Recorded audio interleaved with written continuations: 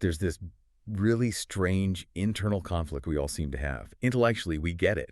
Self-care, self-compassion. Yeah, they're wise, they're good for us. We read about it, we nod along. But then when it comes to actually doing it, like interrupting that nonstop critical voice in our heads to offer ourselves a moment of quiet or some kindness, it just feels, well, almost wrong, highly incongruous even. It really is. And what's fascinating, I think, isn't that we lack the wisdom. It's the delivery mechanism there's this paradox with generosity, right? It's so much easier, infinitely easier sometimes, to show real care for someone else. A friend, maybe a partner, definitely a child, anyone vulnerable. But turning that same level of generosity inward, towards ourselves. It's like our internal systems are wired to protect others, but they just expect us, our own core self, to keep performing. No maintenance required. Yeah, it's like trying to run a marathon with a broken knee and then getting mad at yourself for limping. It doesn't make sense. And when our usual adult brain dismisses self-compassion as, being soft or just feeling sorry for ourselves, well, we need another way in. We need to kind of trick ourselves into being kinder. And that's where this deep dive comes in. We found this brilliant idea, really a minor, but I think really powerful imaginative exercise. So our mission today is to unpack this mental picture, this visualization, to use it to cut through that tough adult exterior and get a fairer, more accurate, and ultimately much kinder view of the life you're actually living. Okay, so to start this, you need to set the scene in your mind. Imagine you're accompanied constantly, every single moment of your day, by an invisible companion. This companion isn't just anyone. It's the deepest, most sensitive, maybe the most fragile part of you. It's a version of your younger self. Think about, say, a distinctly shy, vulnerable, maybe sleepy, delicate, sweet 5-year-old version of you. This little person, without any armor, is always with you, always in tow. And this isn't just some, cute metaphor. It's meant to be a reality check. A check on the sheer emotional weight we just normalize every day. Yeah. So really try to picture it vividly. This small, sensitive self tagging along through the grind of a typical adult workday. Just think about the terror of exposure for a child that age. Let's really walk through it. The alarm goes off way too early. This little person has to rush, get ready, absorbing all that adult tension, that hurry right from the start. Then you arrive at work. High-stakes environment. Picture that 5-year-old maybe hiding behind your legs or sitting terrified in the back of the room. Well, you have to give a big presentation to senior managers. They're hearing your voice maybe tremble a bit, feeling all those eyes on you, soaking up the judgment, the expectation, all those complex adult dynamics. And it doesn't stop, does it? The pace is relentless. Moments later, you're dragging this inner child into, let's say, a tense lunch meeting. Maybe it's formal, complex. Maybe you're meeting colleagues visiting from the Korean branch, a necessary cultural thing. And this little 5-year-old has to sit there. They have to try and make small talk, keep it together, follow these super fast adult conversations, maintain this performance of maturity for like an hour. They can't ask for crayons, right? They can't hide under the table. They have to perform. And just when you think that's enough, the day demands you switch gears into confrontation. So that same sensitive little soul now has to be there while you make a really difficult phone call. Maybe to a supplier who's known for being aggressive, maybe hostile, someone who will actively try to, catch you out on the details of a contract. Imagine the adrenaline surge for that child, the sheer emotional gymnastics you're doing, trying to stay firm, stay polite, but be totally guarded. And the pressure just keeps building right into the evening. That professional mask. Exhausting. But now the social challenge starts. Your inner child is now required to go to a party. Maybe it's a networking thing or some obligatory social event, and they don't know many people there. And the task, maybe unspoken, is to try and make some friends. That's asking for deep, active vulnerability from someone who's already drained. And finally, they collapse into bed, utterly spent, but only after maybe struggling to find a taxi late at night or navigating a crowded, noisy, late train home. And all of it is piled onto a core self that is fundamentally sensitive, easily tired, and probably just wants things to be simple. Wow. When you lay it out step by step like that, the contrast is it's staggering. But here's the really cruel part, the adult blind spot. When we look at these tasks through our normal, hardened, get-it-done pilot self, they get zero sympathy, none. We just tell ourselves, oh, this is just what adults do. It's what I'm used to. This is the price of admission. I know the drill. I'll handle it well enough. We demand mastery, resilience, fortitude.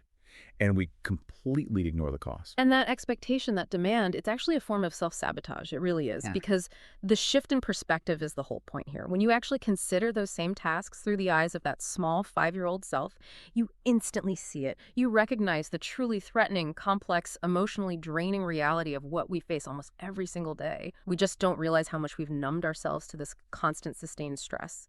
Right. It forces us to finally acknowledge what we've become dangerously used to just making light of, shrugging off. This is what's meant by that brave mask we have forgotten we are even wearing. We think we're these sophisticated, tough adults, but underneath, maybe we're essentially a tiny, terrified engine just running on fumes, powered by adult expectations. Now, some people might hear this and think, okay, but acknowledging all this vulnerability, won't that just make me less effective, less productive? But actually, the evidence points the other way. Failing to acknowledge that internal struggle means those difficulties, those pains we try to ignore, they have a nasty habit of undermining us anyway. Sure, putting on a brave face, a show of strength, that works in the moment. It's a tactic. But it doesn't make the emotional debt disappear. Ignoring it will eventually exact a toll. Absolutely.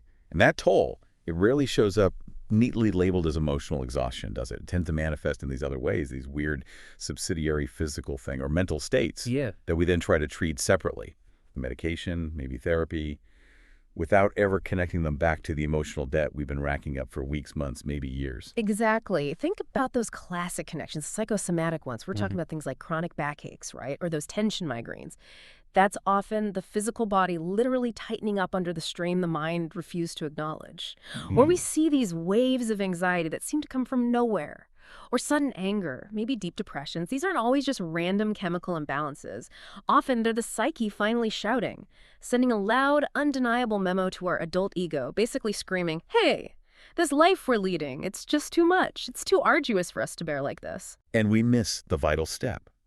We've completely forgotten how to interpret that signal, how to mourn the difficulty, and crucially, how to comfort ourselves for it.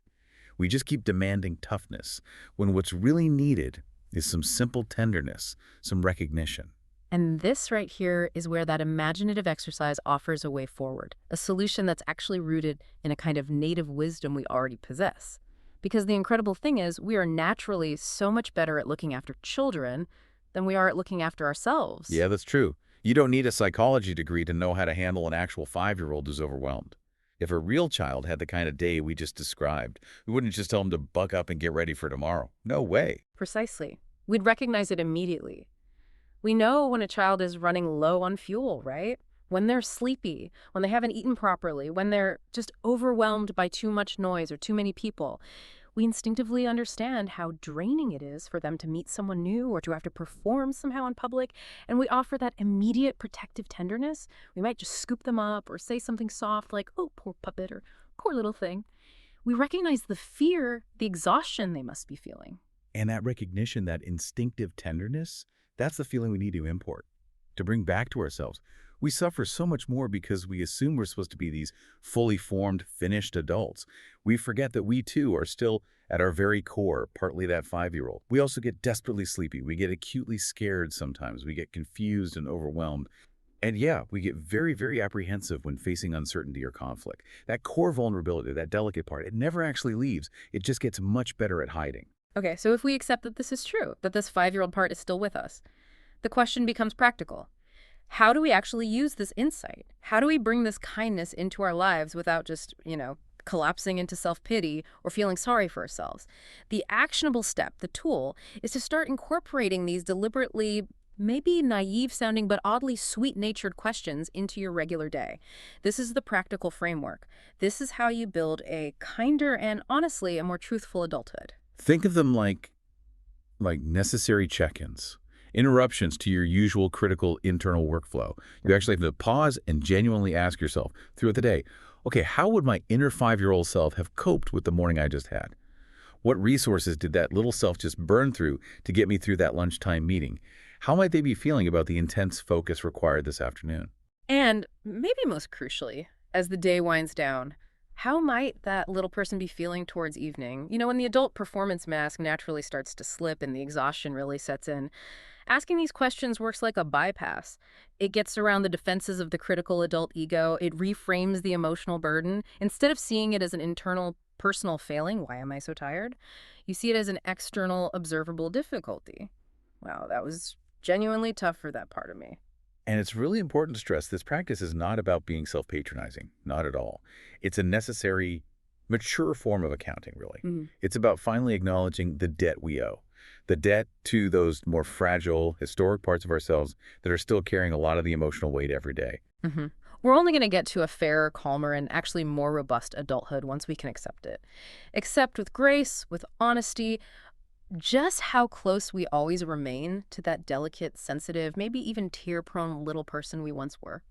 Real maturity isn't about crushing that part of you or pretending it doesn't exist. It's about learning how to protect it, how to integrate it. So this simple sounding but really powerful imaginative exercise, it helps lift that brave mask. It forces us to finally see, maybe for the first time clearly, the genuine difficulty involved in just Mhm. being an adult in today's world. It really feels like the shortest, most honest path to earn self-compassion that you can take. So let's leave you with this thought today. For you, listening right now, ask yourself this. If you gave your inner 5-year-old permission to cry right now, wherever you are, what would those tears actually be for? What specific demand, what vital seeming task could you maybe postpone or simplify, or even delegate entirely, just to honor the truth that you too are still, in part, a 5-year-old, a part that desperately needs a nap sometimes, or a hug, or just a moment of quiet. Remember, embracing this core vulnerability isn't weakness. It's actually the fundamental path toward a more robust, more integrated, and truly honest maturity.